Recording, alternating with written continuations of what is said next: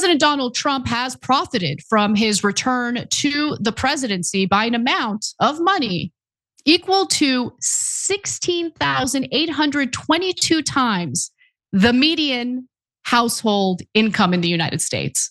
And that's according to the New York Times editorial board, which decided to kind of track Trump's personal wealth and how much that personal wealth has increased during his very short stint so far in his second term.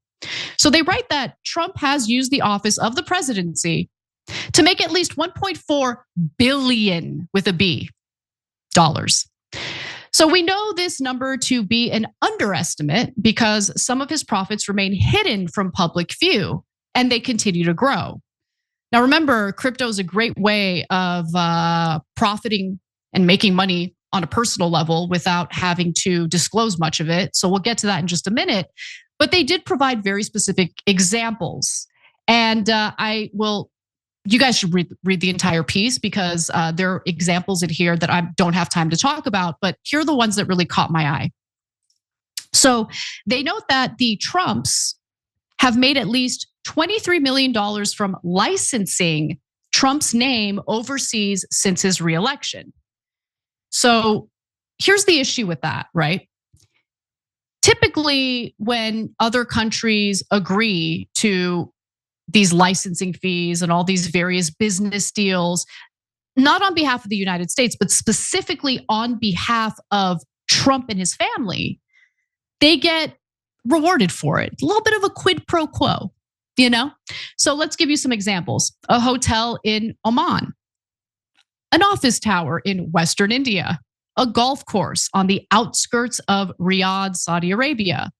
These are a few of the more than 20 overseas projects the Trump organization is pursuing, often requiring cooperation from foreign governments.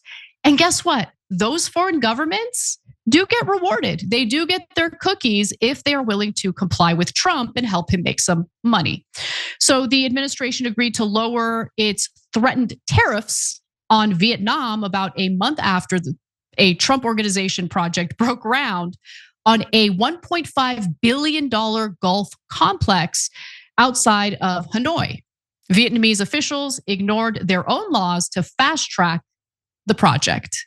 So are you guys getting a better sense of what the trade policies are for Trump? Or more importantly, what motivate the tariffs that he slaps onto random countries? Could it be that he uses the tariffs as leverage for his own personal business dealings? Could it be? Seems like it. So there's more. Major tech and media companies have paid Trump $90.5 million in settlements since his reelection.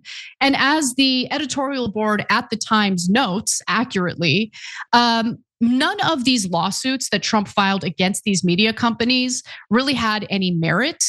However, all of them settled. And they settled because, you're talking about the president of the United States who can make some pretty big decisions that could, hurt your business.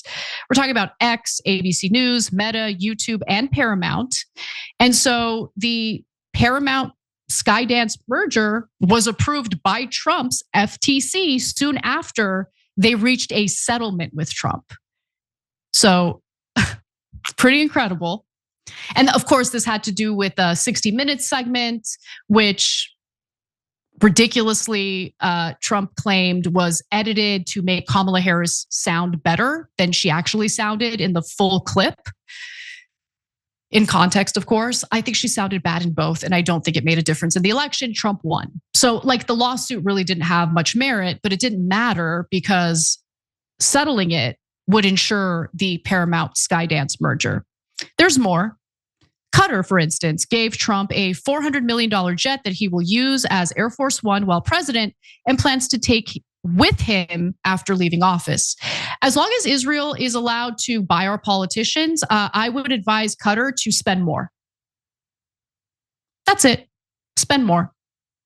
Oh, the Zionists in the country are upset about that? Okay, great. Let's get foreign money out of politics. Oh, you don't want to do that? Okay, well then in that case, under this system, I think Qatar should spend more than Israel and free our country from the influence of the Israeli government. I would love that. How about we do that? It's a good middle ground. in this corrupt system that we're unfortunately victimized by. Anyway, there's more. The Trumps have made at least $867 million through various cryptocurrencies. Now, this is where I think the underestimates come in, because it's really hard to track how much money he is personally making through these cryptocurrencies. But of the profits that can be tracked, Trump's scale of crypto has been by far his biggest moneymaker, according to Reuters. People who hope to influence federal policy, including foreigners, can buy his family's coins, effectively transferring money to the Trumps, and the deals are often secret. Secret deals obviously mean that we don't know just how much money Trump has made personally through the office of the presidency in his second term. Finally, one that has become public, and this is about the cryptocurrencies, of course, a UAE-backed investment firm announced plans last year to deposit $2 billion into a Trump firm 2 weeks before the president gave the country access to advanced semiconductor chips. So, is Trump pursuing policies with foreign countries to benefit the American people? Or is he working with tariffs and using them as leverage, which obviously hurt our economy and hurt the American people, in order to do business deals?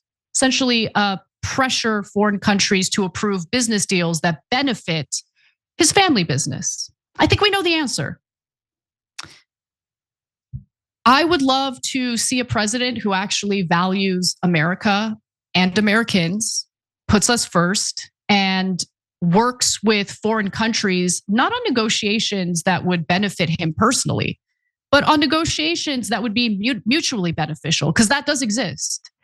But it's hard to pursue mutually beneficial deals when all you care about is yourself. So here we are. Every time you ring the bell below, an angel gets his wings. Totally not true, but it does keep you updated on our live shows.